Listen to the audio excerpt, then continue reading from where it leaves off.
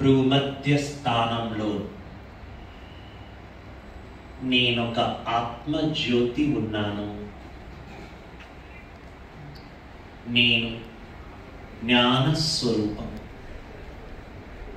శాంత స్వరూపము,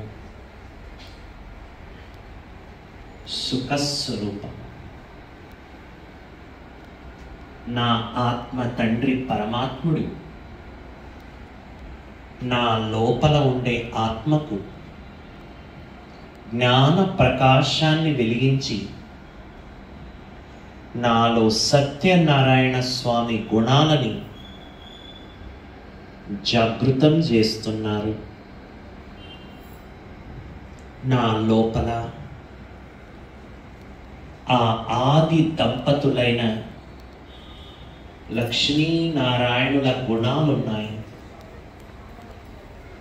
వారి మహాలక్ష్మిలాగా జీవించాలి, ఇల్లు స్వకారం రావాలి, సుఖశాంతిలో ఉండాలి. మా ఇంటి వాళ్ళందరూ